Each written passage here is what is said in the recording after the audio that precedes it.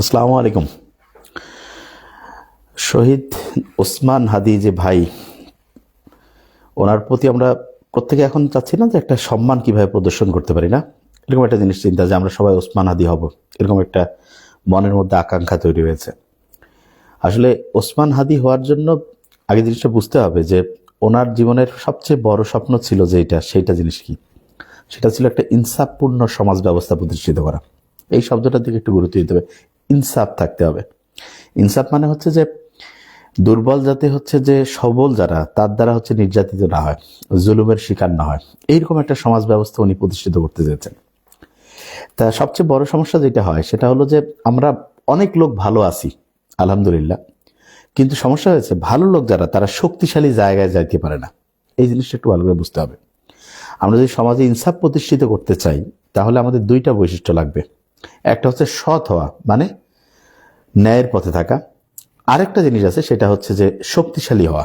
দুইটা জিনিস যদি একসাথে ম্যাচিং করে, ইনশাল্লাহ আমরা তাহলে ইসলাম এবং ইনসাফ পূর্ণ যে সমাজ ব্যবস্থার চিন্তা আমাদের মাথায় আছে সেটা আমরা প্রতিষ্ঠিত করতে পারবো। দেখবেন বেশিরভাগ ক্ষেত্রে দুর্বল লোক যারা, এদের মধ্যে অনেকে খুব ভালো লোক আছে, কিন্তু এই দুর্বলতার কারণে সে দেখা যায় একটা শক্তিশালী লোক একটা অন্যায় করতেছে, তার বিরুদ্ধে সে হচ্ছে প্রতিবাদ করতে পারে না। এই জায়গাটা আমরা যদি গুরুত্ব দেই, ইনশাআল্লাহ আমার মনে হয় যে আমরা প্রত্যেকেই, যে আমি শুধু ন্যায়ের পক্ষে থাকবো তাই না, আমি সবচেয়ে শক্তিশালীও হব। তার মানে দুইটা জিনিস, এক হচ্ছে ন্যায়ের পক্ষে থাকা, আর তার সাথে হচ্ছে শক্তিশালী হওয়া। এখন আমরা যে এই যে শক্তিশালী যে হব, এটা কিভাবে? ন্যায়ের পথে থাকার ক্ষেত্রে যে ঠিক আছে, আমি মানসিকভাবে আমি চিন্তা করছি যে আমি সৎ পথে থাকবো, যেটা ঠিক সেইটাকে সাপোর্ট করব, অন্যায় যেটা সেটার হচ্ছে যে প্রতিবাদ করব, এই জিনিসটা তো ওকে ফাইন। কিন্তু আমি শক্তিশালী হব কিভাবে, এই জিনিসটা খুব বোঝার বিষয় আছে। শক্তিশালী হইতে গেলে প্রথম যে জিনিসটা মাথায় রাখতে হবে সেটা হচ্ছে যে এই বর্তমান সময়ে সবচেয়ে শক্তিশালী হচ্ছে সেই লোকটা যে বেশি সবচেয়ে জ্ঞানী হয়। যে ভাই এটা আবার কেমন কথা যে জ্ঞানী না, অনেক জ্ঞানীকে তো আমরা দেখছি যে সে দুর্বল অবস্থায় আছে। না, জ্ঞানী বলতে আমরা যেটা বোঝাচ্ছি সেটা হচ্ছে যে সায়েন্স টেকনোলজি এইটাকে যে যত ভালোভাবে স্মার্ট হইতে কাজে লাগাতে পারবে সে তত শক্তিশালী হওয়ার সুযোগ আছে।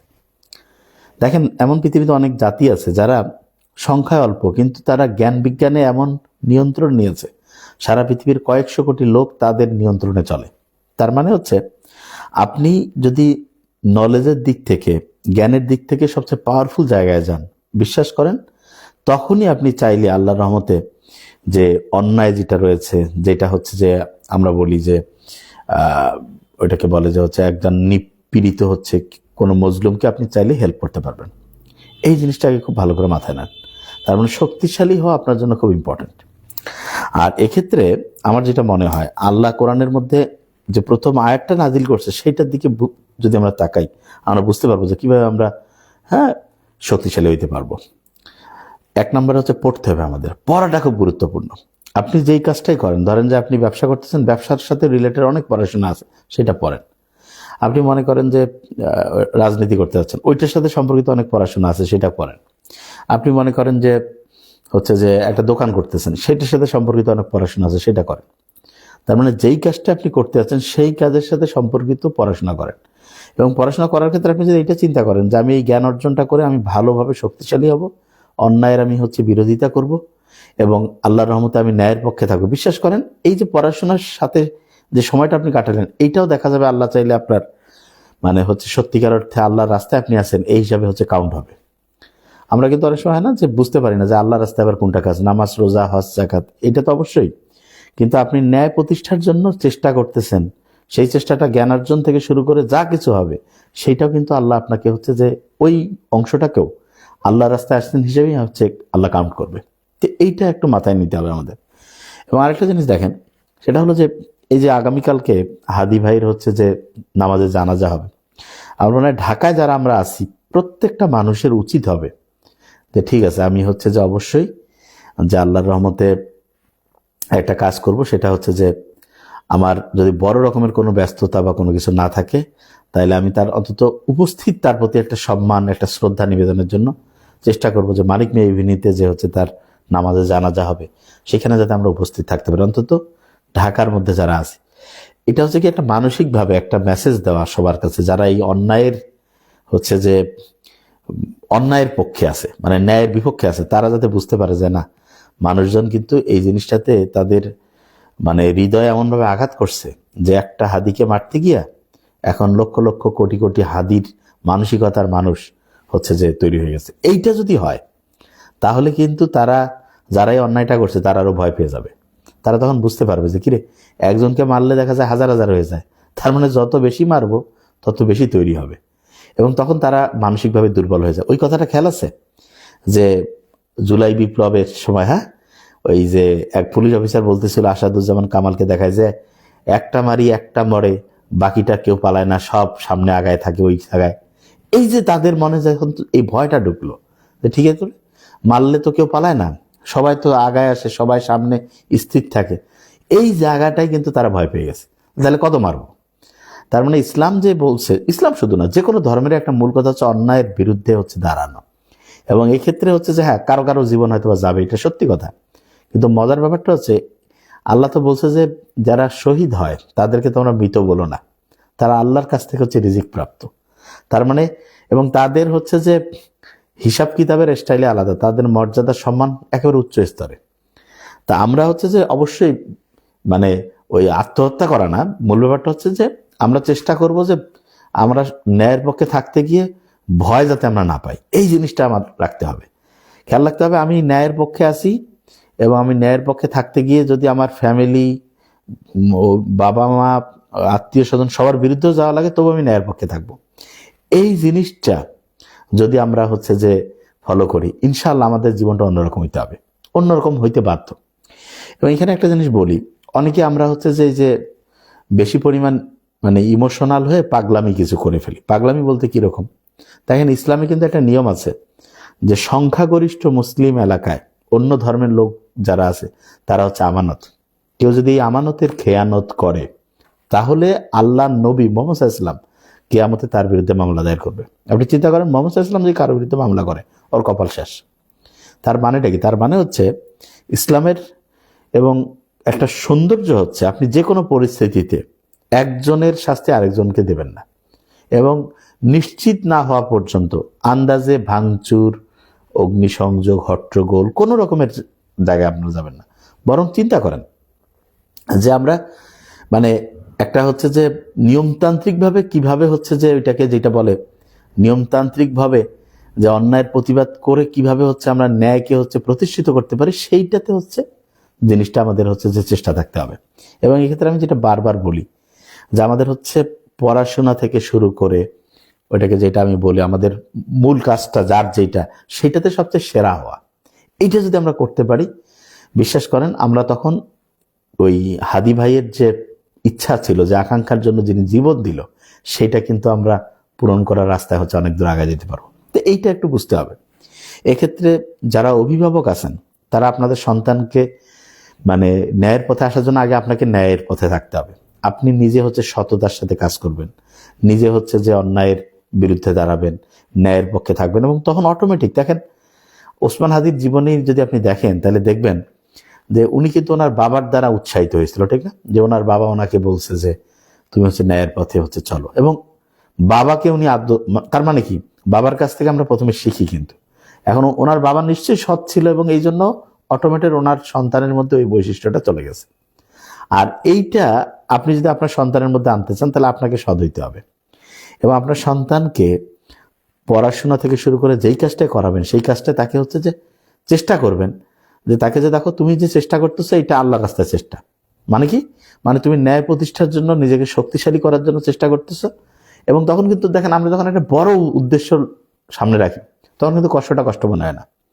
ধরা যাক আমাদের ফ্যামিলির একজনের জন্য আমরা একটা পরিশ্রম করবো, আল্লাহ না করুক ফ্যামিলির কারো খুব একটা বড় বিপদে, আমরা জানি যে এই বিপদ থেকে বাঁচার জন্য আমাদের প্রচুর পরিশ্রম করতে হবে, তখন কিন্তু সবাই মনের মধ্যে এই আকাঙ্ক্ষাটা আসে না, কিন্তু নিজের জন্য অত মন চায় না। তার মানে আমরা যখন বড় কোনো টার্গেট, হ্যাঁ, বড় কোনো টার্গেটকে সামনে নিয়ে আমরা যখন হচ্ছে যে চেষ্টা করি, তখন অবশ্যই আমরা ইনশাআল্লাহ খুব ভালো করে ওই কাজটা আমরা করতে পারি। তো এই জিনিসটা আসলে আমাদের মাথায় নিতে হবে যে একটা বড় জিনিসকে আমরা যদি সফল করতে চাই তাহলে আমাদের প্রত্যেককে যার যার অবস্থান আছে সেই জায়গা থেকে সবচেয়ে সেরা এবং শক্তিশালী হইতে হবে। এটা যদি আমরা করতে পারি ইনশাআল্লাহ আমার মনে হয় যে আমরা সবচেয়ে মানে ওসমান হাদির ভাইয়ের যে আকাঙ্ক্ষা ছিল, যে জন্য উনি জীবন দিয়েছে, ইনশাল্লাহ সেটা আমরা পূরণ করতে পারবো। এবং এখানে একটা জিনিস বলে রাখি যে প্রত্যেকটা মানুষকে, মানে এক কথায় সে যেই ধর্মেরই হোক, প্রত্যেক ধর্মে কিন্তু ন্যায়ের পক্ষে দাঁড়ানোর পক্ষে উৎসাহিত করছে। প্রত্যেক ধর্মে অন্যায়ের প্রতিবাদ, ন্যায়ের পক্ষে থাকতে হবে। এইটা যদি আমরা করি, তাহলে আপনি দেখবেন যে এই সমাজের যে অন্যায়কারী দুর্বৃত্ত যারা হচ্ছে সন্ত্রাসী বদমাশ, তারা কিন্তু আর হচ্ছে যে ভয় আর অন্যায় করার সাহসী পাবে না।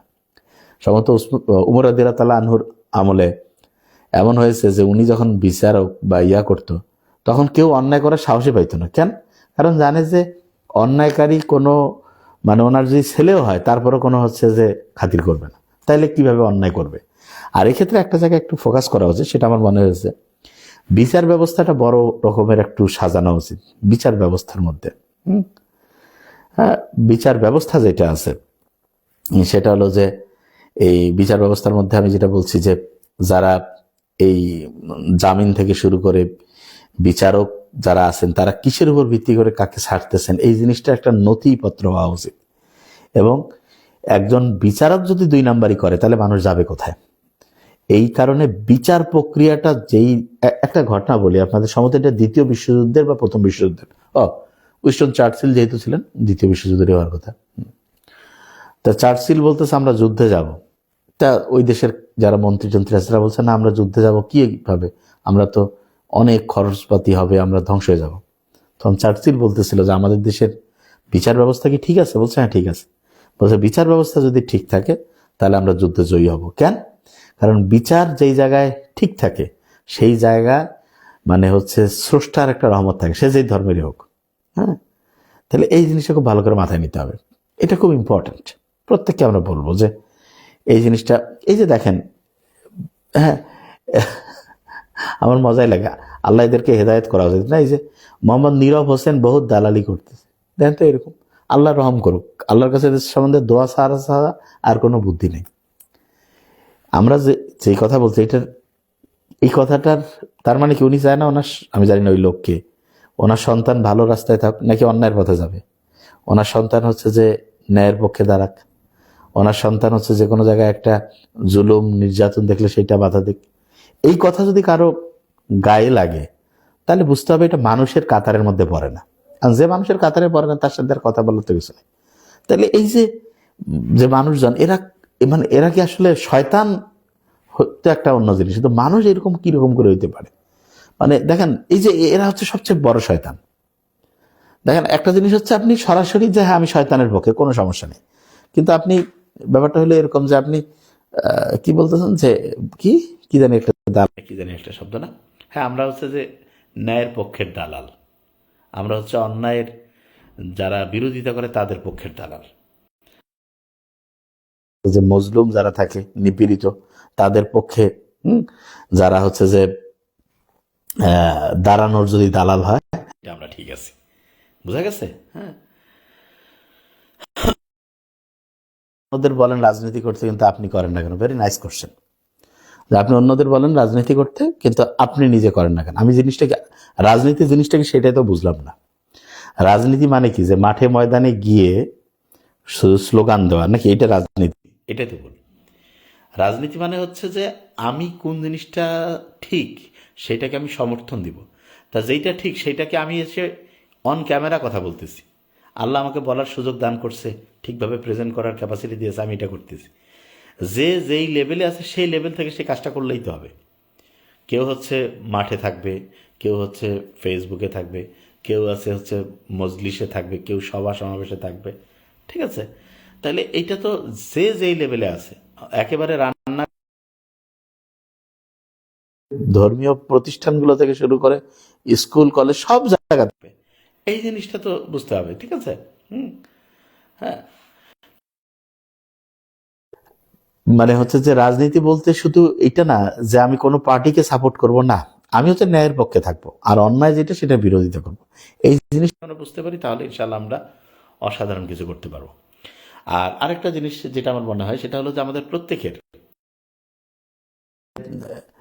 কাউকে হচ্ছে যে সরাসরি আক্রমণ করে কারো সম্বন্ধে কোনো ওইটাকে যেটা বলে যে প্রমাণ কাউকে হচ্ছে আক্রমণ করা, বিচার ছাড়া কারো হচ্ছে যে ব্যবস্থা না। আমাদের যে জিনিসটা করা উচিত, যে জিনিসটা আমাদের করা উচিত সেটা হলো যে, আমি সবসময় বলি যে ইসলাম যেটা বলছে সেটা হচ্ছে, যে অপরাধ করছে অপরাধের শাস্তি সেই হচ্ছে পাবে। আন্দাজে আপনি কাউকে বললেন যে হ্যাঁ এ মনে হচ্ছে অপরাধের সাথে জন্য, মনে হয় বলে ইসলামে কোনো কিছু নাই, প্রমাণিত হইতে হবে। আপনি ধারণার উপর ভিত্তি করে কাউকে আক্রমণ করবেন না, কখনোই না। এবং কেউ যদি অপরাধী হয় সেটার যেই অপরাধীদের বিচারের যে ব্যবস্থা আছে সেইটার মাধ্যমে হইতে হবে। এই জিনিসগুলো একটু ভালো করে খেয়াল করতে হবে। তা আমার মনে হয় প্রত্যেকের এই জিনিস, যেটা জিনিস আমি বোঝাতে চেষ্টা করছিলাম সেটা হলো যে আমাদের দুইটা কাজ করতে হবে। সাউন্ড কম বেশি হচ্ছে, আচ্ছা। একটা হচ্ছে কি সৎ পথে থাকা, আর দ্বিতীয় যে জিনিসটা সেটা হচ্ছে শক্তিশালী হওয়া। এবং শক্তিশালী হওয়ার জন্য পড়াশোনা করার যে যেই বিষয় আছে সেটা, এবং একতাবদ্ধ থাকা। হ্যাঁ, যে বিশেষ করে দুর্বল যদি কোথাও নির্যাতিত হয়, নির্যাতিত তো দুর্বলে হয়, যে শক্তিশালী তার তো কিছুই লাগে না, সে তো নিজের ব্যবস্থা নিজে করে। যে কেউ যদি নির্যাতিত হয়, সে যদি দুর্বল হয় তাকে আরো বেশি সাপোর্ট করবো। সবল, হ্যাঁ, একটা শক্তিশালী লোকও নির্যাতনের শিকার হইতে পারে, সেখানে তো অবশ্যই আমরা তার পাশেই দাঁড়াবো। মানে এক কথায়, একদম ধনী না গরিব, সাদা কালো, আমার বংশের না তার বংশের, আমার আত্মীয় না তার আত্মীয়, এগুলোর উপর না। প্রত্যেকের হচ্ছে যে সৎ পথে থাকা, ন্যায়ের পক্ষে থাকা, এই জিনিসটা যদি আমরা করতে পারি, ইনশাল্লাহ আমার মনে হয় যে ওসমান হাদির জীবন যে উনি যে আত্মত্যাগ করলেন, এইটার বৃথা যাবে না। দেখবেন যে ইনশাআল্লাহ এটা আমার মনে হয় আল্লাহ যা করে, আল্লাহর তো মতো হিকমা কারো নাই। প্রত্যেকে যদি আমরা এই জিনিসটা বুঝতে পারি যে এটার মধ্যে বিশাল একটা কল্যাণ আল্লাহ অবশ্যই রাখছেন, এবং সেইটা কল্যাণটা তখনই হবে যদি আল্লাহর রহমতে আমরা ওসমান হাদির জীবন যাওয়ার পিছনে যে কারণটা ছিল, যে ইনসাফ প্রতিষ্ঠার জন্য তিনি সংগ্রাম করছেন, সেইটাতে যদি আমরা মানে হচ্ছে যে সৈনিক হয়ে যদি কাজ করতে চাই, তাহলে দুইটা কোয়ালিটি, একটা হচ্ছে শক্তিশালী হওয়া, সৎ হওয়া, এই দুইটা কাজ। তাহলে যে যেই জায়গায় আছেন চেষ্টা করুন ওই জায়গায় সবচেয়ে সেরা হওয়ার চেষ্টা করবেন, এই কাজটা করেন। সততা তো অনেকের মধ্যে আছে, কিন্তু সমস্যা হচ্ছে যেই লোকগুলো সততা আছে সেই লোকগুলো ভালো জায়গায় যাইতে পারে না। ঠিক আছে, তাইলে এই জিনিসটা এই জিনিসটা খুব ভালো করে মাথায় রাখতে হবে। ওকে, তাহলে আমার মনে হয় যে ইনশাল্লাহ আমরা আশা যদি করি যে আল্লাহ চাইলে খুব ভালো একটা সমাজ হবে। এবং খেয়াল রাখবেন যে একটা সমাজ কিন্তু খারাপ মানুষের খারাপ কিছুর জন্য সমাজ ধ্বংস হয় না, ভালো মানুষের নিষ্ক্রিয়তা, চুপ করে থাকা, এইটার কারণে সমাজ হচ্ছে ধ্বংস হয়ে যায়। হ্যাঁ, তো এইটা জিনিস একটু মাথায় নিতে হবে যে প্রত্যেকে যেটা বলবো সেটা হলো যে খারাপ লোক থাকবেই, সে খারাপ কিছু করার চেষ্টা করবে, কিন্তু ভালো লোকেরা যদি সবাই মিলে হচ্ছে যে ওইটার প্রতিবাদ করে, যে সে চুপ করে না থেকে যদি সেইটার হচ্ছে যে মানে হচ্ছে অন্যায়ের বিরুদ্ধে দাঁড়ায় পড়ে, তাহলে বিশ্বাস করেন যে খারাপ লোক আর বেশি দিন খারাপ কিছু করতে পারবে না। এইটা আমাদের খুব ভালো করে মাথায় নিতে হবে। ন্যায়ের পক্ষে তো থাকবোই, এবং তার সাথে হচ্ছে যে অন্যায় তো করবোই না, অন্যায় যারা করতেছে তাদের হচ্ছে অন্যায়ের বিরুদ্ধে হচ্ছে আমাদের প্রত্যেকে থাকবে, যে অন্যায়ের বিরুদ্ধে যাতে আমরা হচ্ছে যে লড়াই করতে পারি। তো এই জিনিসটা ইনশাআল্লাহ, তা প্রত্যেকে আমরা চেষ্টা করব সর্বোচ্চ পরিমাণে আল্লাহ যাতে আমাদের হাদি ভাইকে আল্লাহর বেহেশত নসিব করেন। এবং আগামীকালকে ওনার যে নামাজে জানাজা আছে, এই জানাজায় আমরা চেষ্টা করব যে বিশেষ করে ঢাকা শহরের একজনও যাতে মানে বসে না থাকি, সুযোগ আছে প্রত্যেকেই যাতে আমরা হচ্ছে যে এখানে হচ্ছে যাতে যাই, এটা খুব ইম্পর্টেন্ট। এই কাজটা আমরা করব। আর দূর দূরান্ত থেকে যাদের সম্ভব তারা যাবেন, কিন্তু ঢাকা শহরের অন্তত প্রত্যেকে যদি যায়, আমার মনে হয় এটা একটা ঐতিহাসিক ইতিহাস হইতে যাচ্ছে ইনশাল্লাহ।